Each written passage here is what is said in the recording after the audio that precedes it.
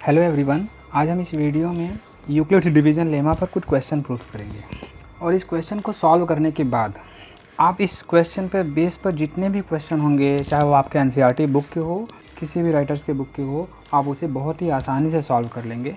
But एक condition होगा, वह कंडीशन ये है कि आपको इस वीडियो को विदाउट स्किप किए एंड तक देखना होगा कि कोई स्टेप कहीं ना कहीं मिस ना हो जाए आपसे।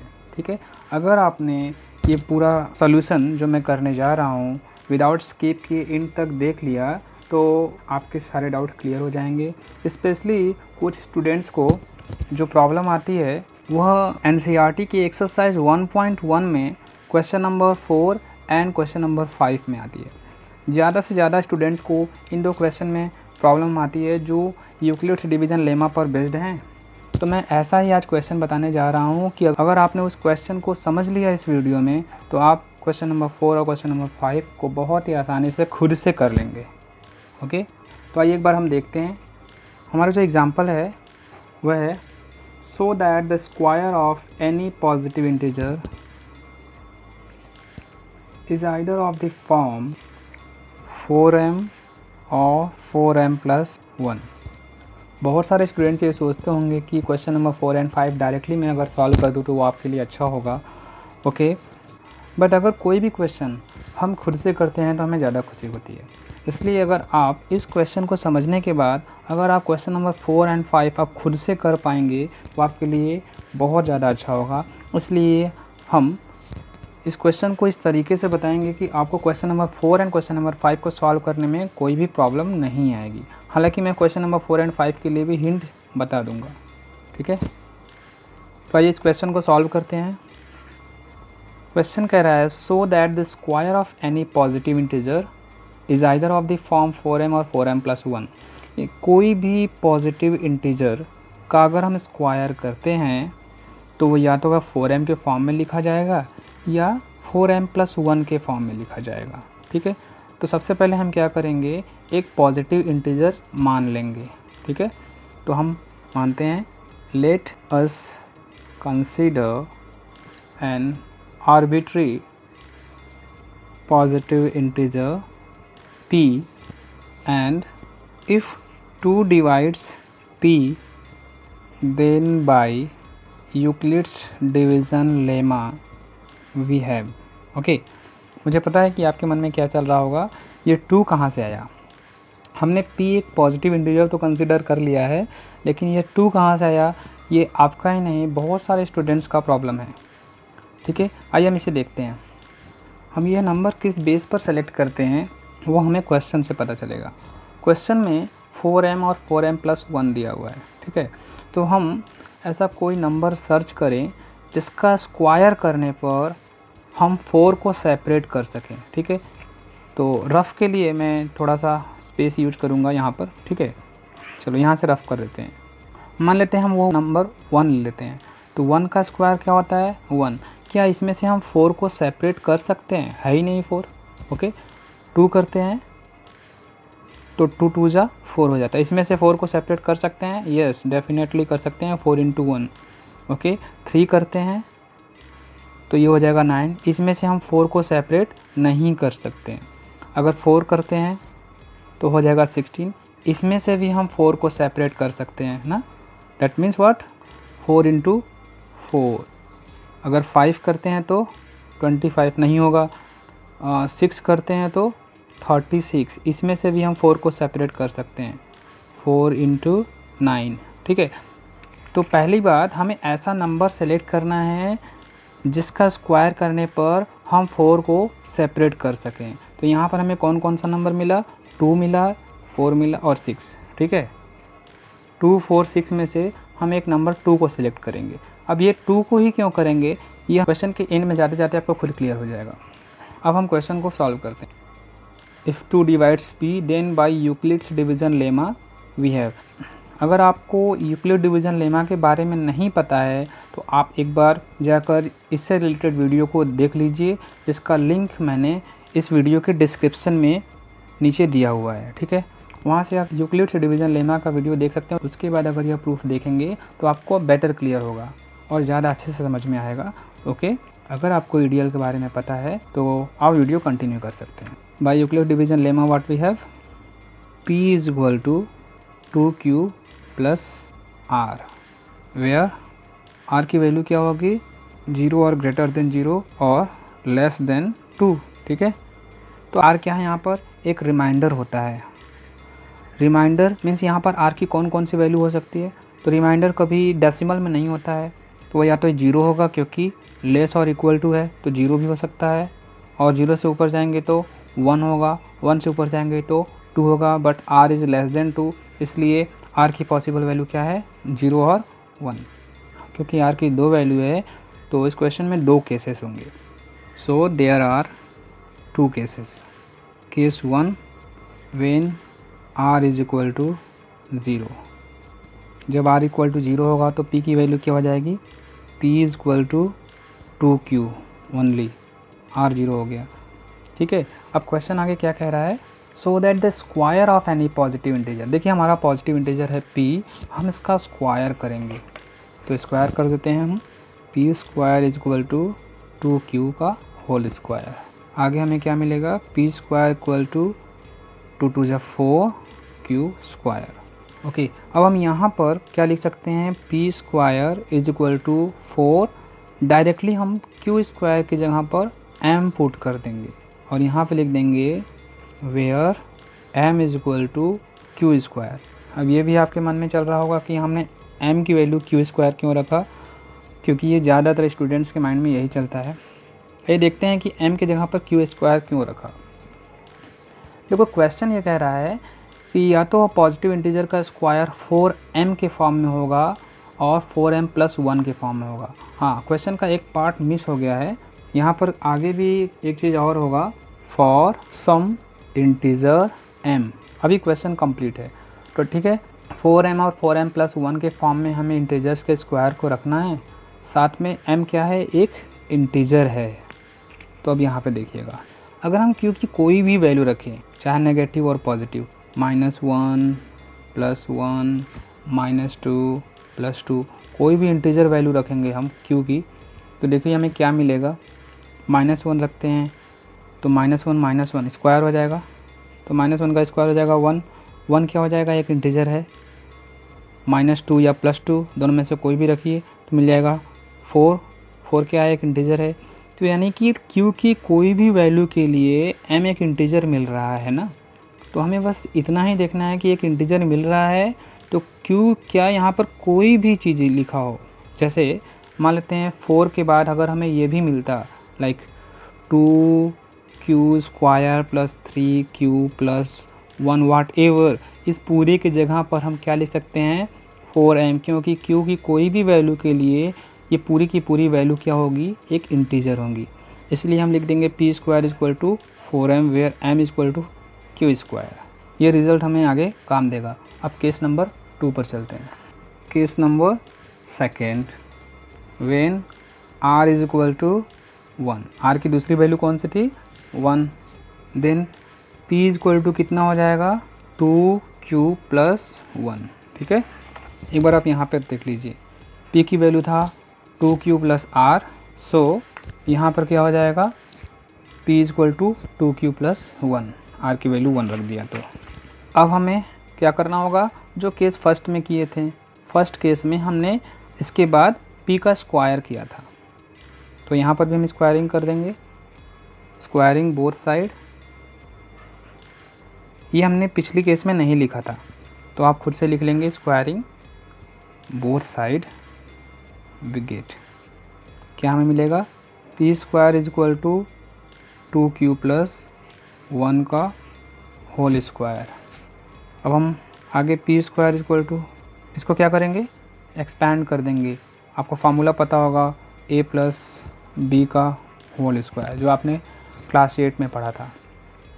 क्या होता है, a square plus 2ab plus b square, इसकी वैल्यू। ठीक है, इस फार्मूले का यूज़ करेंगे हम। a मीन्स वाट, 2Q, तो 2Q का square because a plus b. ठीक है, 2Q का square plus 2ab, 2 into 2Q into 1, okay, plus 1 का स्क्वायर। आई होप आपको क्लियर समझ में आ रहा होगा, मैंने इसको बॉक्स में किया हुआ है, ठीक है। आगे देखिएगा, 2 2 जा 4q स्क्वायर प्लस यहाँ पर क्या हो जाएगा, प्लस का 4q प्लस 1, ये हमें मिल गया p square is equal to. अब देखिएगा हमें यहाँ पर से दो टर्म में कुछ कॉमन मिल रहा है। ये +1 शो कर रहा है कि हमें यह फॉर्म 4m + 1 के फॉर्म में मिलेगा, ठीक है, क्योंकि हमारा जो क्वेश्चन कह रहा था वो तो या 4m के फॉर्म में देगा इंटीजर्स के स्क्वायर को, या 4m + 1 के फॉर्म में देगा। तो यहाँ पर ये +1 यहाँ पर बता रहा है कि हमें 4m + 1 के फॉर्म में देगा। आइए देखते हैं। तो हम इसमें से क्या करते हैं, 4q को कॉमन ले लीजिए, p square is equal to, हम +1 को नहीं ले रहे हैं, 4q को कॉमन ले लेंगे तो हमारे पास क्या रह जाएगा, इसमें केवल q बचेगा, q प्लस यहाँ पे 4q की जगह पे क्या रह जाएगा 1, ब्रैकेट क्लोज कर देते हैं, +1 को हम बाहर कर देते हैं, ठीक है। अब आप देखिए, इसको हम कुछ इस तरह से लिख सकते हैं, 4 × q + 1 ये पूरी की पूरी क्वांटिटी क्या हो जाएगी, एक इंटीजर को रिप्रेजेंट कर रही है, क्योंकि किसी भी इंटीजर वैल्यू के लिए ये पूरी की पूरी क्वांटिटी हमें क्या शो कर रही है, एक इंटीजर शो कर रही है। इसलिए हम इस पूरी वैल्यू की जगह पर क्या लिख सकते हैं, 4m + 1। आगे लिख दीजिएगा, where m equal to q in bracket q + 1, okay. ये सेकेंड केस का रिज़ल्ट है।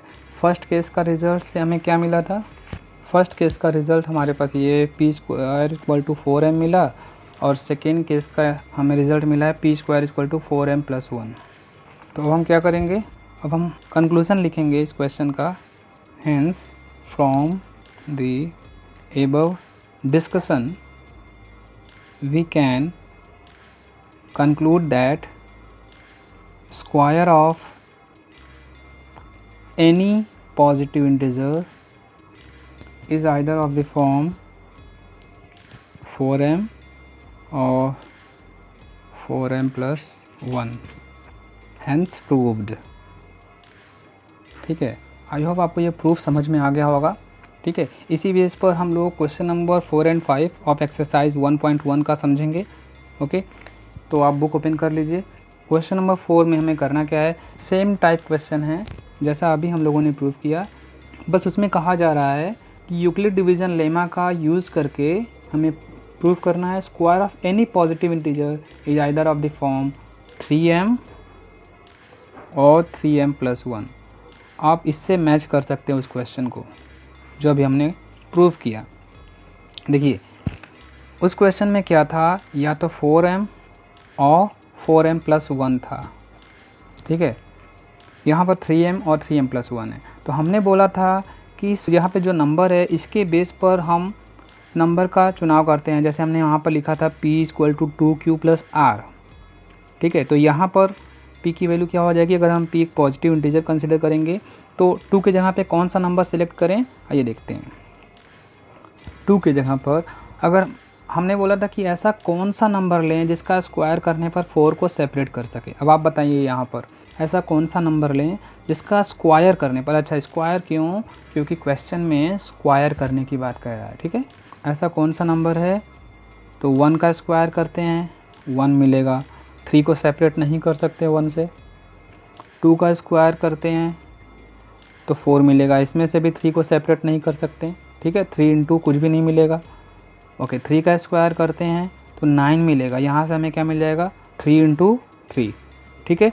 तो हमें स्मॉलेस्ट नंबर चुनना होता है, ठीक है। जैसा पिछली बार में हमने देखा था कौन कौन से आए थे, 2 4 6।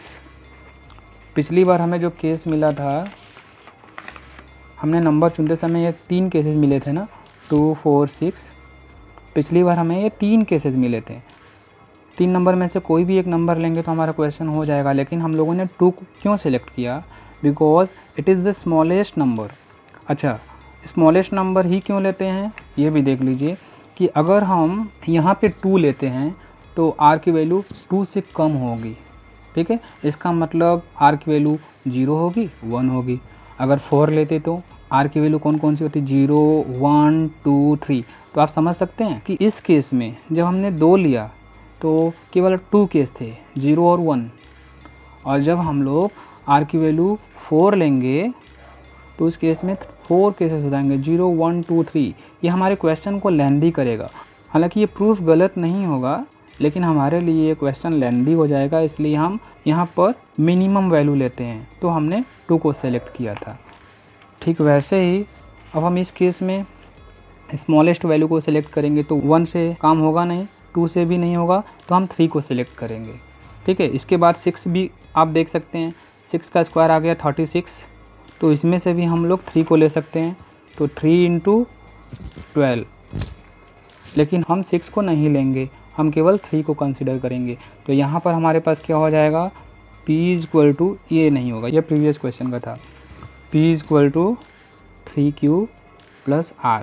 अब R की कितनी वैल्यू हो जाएगी, R की वैल्यू हो जाएगी 0 1 2। केवल 3 केसेस हमें मिलेंगे। ये समझ में आ गया होगा आपको। ठीक है, तो आप इसके बेस पर सेम प्रोसेस करके क्वेश्चन नंबर 4 को प्रूव कर सकते हैं। इसके बाद आते हैं क्वेश्चन नंबर 5 पर। देखिए क्वेश्चन नंबर 5 में क्या कहा जा रहा है। क्वेश्चन नंबर 5 में आपको EDL का यूज़ करना है और शो करना है क्यूब ऑफ, ठीक है, cube of any positive integer. किस फॉर्म में है, फॉर्म दिया हुआ है या तो 9m में, 9m + 1 में, या फिर 9m + 8 में। ये 3 फॉर्म दिए हुए हैं। अब यहाँ से सबसे मेन चीज़ है वो नंबर का सिलेक्शन। P = हम यहाँ पर एक बॉक्स लिख देते हैं, दिस Q + R। इस बॉक्स में क्या फिल होगा, हमने बोला है कि इस नंबर के बेस पर इस नंबर का चुनाव करते हैं। तो ऐसा कौन सा नंबर लें जिसका क्यूब करने पर, यहाँ पर क्योंकि क्वेश्चन में कहा जा रहा है cube of any positive integer. ठीक है, तो ऐसा कौन सा नंबर ले जिसका क्यूब करने पर हमें जो भी मिले उसमें से हम 9 को सेपरेट कर लें। तो देखो बेटा, 1 का क्यूब हो जाएगा 1, तो इसमें से हम 9 को सेपरेट करेंगे नहीं। 2 का क्यूब होगा 8, इसमें से भी हम 9 को सेपरेट कर नहीं सकते। 3 का ही क्यूब ले लेते हैं, तो ये हो जाएगा 27। इसमें से हम 9 को आसानी से सेपरेट कर सकते हैं, इसलिए हम लोग 3 को चुनेंगे। इसके बाद अगर आप 6 को भी लेते हैं तो इसको हो जाएगा 216। इसमें से भी हम 9 को सेलेक्ट कर सकते हैं ना, जो भी, लेकिन हमें स्मॉलेस्ट नंबर चुनना था, इसलिए हम लोग 3 को लेंगे। तो यहाँ पर नंबर क्या हो जाएगा, 3Q + R। तो इसमें भी R की कितनी केसेस मिलेंगे, 0 1 2, इसलिए आपके लिए प्रूफ करना इजी होगा। तो आई होप आपको आज के क्लास से इस तरह के जितने भी क्वेश्चन हो उसमें के सारे डाउट्स क्लियर हुए होंगे। सो अभी के लिए बस इतना ही। आगे हम लोग रियल नंबर चैप्टर के नेक्स्ट टॉपिक के साथ नेक्स्ट वीडियो में मिलेंगे।